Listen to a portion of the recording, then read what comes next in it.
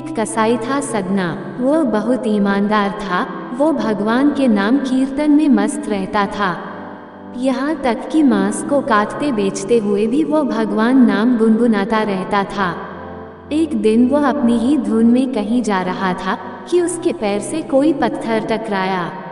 वह रुक गया। उसने देखा एक काले रंग के गोल पत्थर से उसका पैर टकरा गया है। उसने वह पत्थर उठा लिया व जेब में रख लिया, यह सोचकर कि यह मांस तोलने के काम आएगा। वापस आकर उसने वह पत्थर मांस के वजन को तोलने के काम में लगाया। कुछ ही दिनों में उसने समझ लिया कि यह पत्थर कोई साधारण नहीं है। जितना वजन उसको तोलना होता, पत्थर उतने वजन का ही हो जाता है। धीरे धीरे यह बात फैलने लगी कि सदना कसाई के पास वजन करने वाला पत्थर है। वह जितना चाहता है पत्थर उतना ही तोल देता है। किसी को 1 किलो मांस देना होता तो तराजू में उस पत्थर को एक तरफ डालने पर दूसरी ओर 1 किलो का मांस ही तुलता। अगर किसी को 2 किलो चाहिए हो तो वह पत्थर 2 किलो के भार जितना भारी हो जाता। इस चमत्कार के कारण उसके यहाँ लोगों की भीड़ जुटने लगी। भीड़ जुटने के साथ ही सदना की दुकान की बिक्री बढ़ गई। बात एक शुद्ध ब्राह्मण तक भी पहुंची। हालांकि वह ऐसी अशुद्ध जगह पर नहीं जाना चाहता थे जहां मांस कटता हो व बिकता हो, किंतु चमत्कारिक पत्थर को देखने की उत्सुकता उसे सदना की दुकान तक खींच लाई। दूर से खड़ा वह सदना कसाई को मीट तोलते देखने लगा। उसने देखा कि कैसे वह पत्थर हर प्रकार के वजन को बराबर तोल रहा था। ध्यान से देखने पर उसके शरीर के रोए खड़े हो गए। भीड़ के छटने के बाद ब्राह्मण सदना कसाई के पास गया। ब्राह्मण को अपनी दुकान में आया देखकर सदना कसाई प्रसन्न भी हुआ और आश्चर्यचकित भी। बड़ी नम्रता से सदना ने ब्राह्मण को बैठने के लिए स्थान दिया और पूछा कि वो उनकी क्या सेवा कर सकता है। ब्राह्मण बोला, तुम्हारे इस चमत्कारिक पत्थर को देखने के लिए ही मैं तुम्हारी दुकान पर आया हूँ, या यूँ कहें कि ये चमत्कारी पत्थर ही मुझे खींचकर तुम्हारी दुकान पर ले आया है।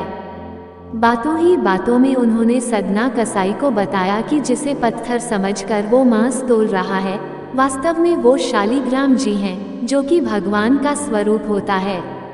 शालिग्राम जी को इस तरह गले कटे मांस के बीच में रखना व उनसे मांस तोलना बहुत बड़ा पाप है। सदना बड़ी ही सरल प्रकृति का भक्त था।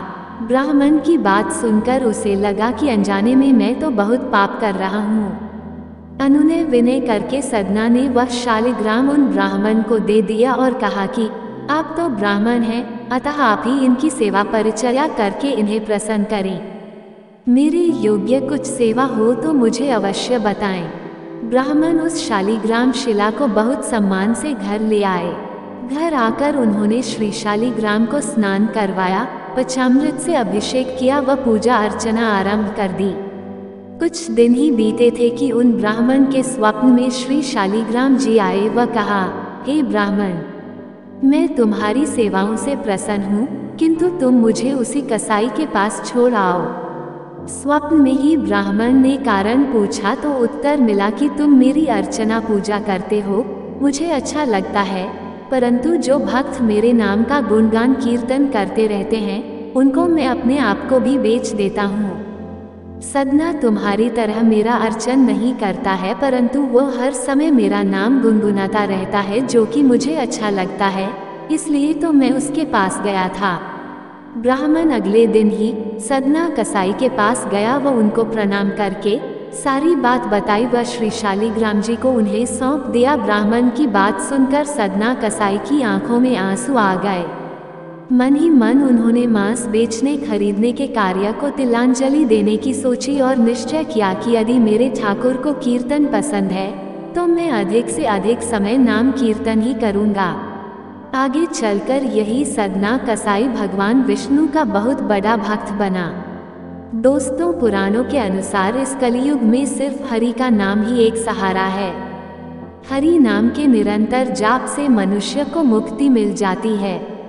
मनुष्य किसी भी जाति का हो या कोई भी काम करता हो, यदि वह भगवान का नाम अपने मुख से लेता है तो अवश्य ही उसका जीवन सार्थक हो जाएगा। अंत समय में वह इस लोक को छोड़कर सदा सदा के लिए जन्म मरण के बंधन से मुक्त हो जाएगा। दोस्तों, यदि आपको यह जानकारी पसंद आई हो तो प्लीज़ वीडियो को लाइक करें, शेयर करें और चैनल को सब्सक्राइब करना न भूलें। धन्यवाद।